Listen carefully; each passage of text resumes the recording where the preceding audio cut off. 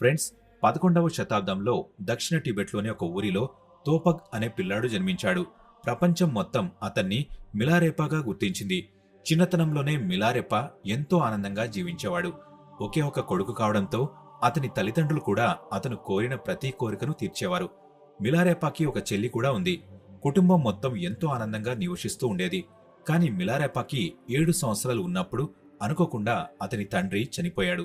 దీనివల్ల మిలారెపా కుటుంబంలో విషాదం నెలకొంది. అలానే వాళ్లు ఆర్థికంగా కూడా బలహీనపడ్డారు. చివరి క్షణాల్లో మిలారెపా తండ్రి ఒక వీలునామాని తయారు చేశాడు. అందులో మిలారెపా పెద్దవాడయ్యేసరికి ఆస్తిపై పూర్తి అధికారం తన పిన్ని, బాబాయిలకే ఉంటుందని వివరించబడింది. మిలారెపా తండ్రి ఈ వీలునామా వల్ల ఎటువంటి సమస్య రాదనుకున్నాడు.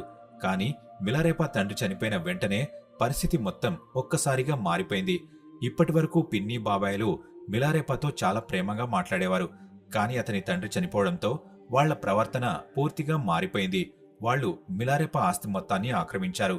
అలానే మిలారెపా అమ్మని ఇంకా చెల్లిని బానిసలుగా మార్చి వాళ్లతో పని చేయించుకోవడం మొదలుపెట్టారు. ఇప్పటివరకు మిలారెపాకి తన ఇల్లు ఒక స్వర్గంలాగే ఉండేది.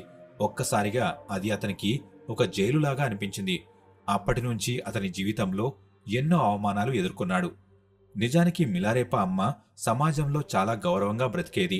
అలాంటి తను ప్రతిరోజు ఎన్నో కష్టాలను ఎదుర్కొంది. ఆమె మనసు మొత్తం ప్రతీకారంతో నిండిపోయింది. ఆమె తన ఆస్తిని తిరిగి పొందాలని ఎన్నో విధాలుగా ప్రయత్నించింది. కాని ఎంత ప్రయత్నించినా అది సాధ్యపడలేదు. ఊరి ప్రజలు కూడా ఈ అన్యాయాన్ని ప్రశ్నించకుండా తమ పని చేసుకుంటూ ఉన్నారు. ఒక్కరు కూడా మిలారెపా కుటుంబానికి సాయం చేయలేదు. చివరికి మిలారెపా అమ్మ ఒక కఠినమైన నిర్ణయం తీసుకుంది. ఆమె మిలారెపాతో మనం మన ఆస్తిని తిరిగి పొందలేం, కానీ మనం పగ అయితే తీర్చుకోగలం, వాళ్ళని మనం పూర్తిగా నాశనం చేయగలం అని చెప్పింది. ఈ మాటలే మిలారెపా జీవితాన్ని పూర్తిగా మార్చేశాయి. అతని మనసులో ప్రతీకారం తీర్చుకోవాలనే ఆలోచన రేకెత్తింది.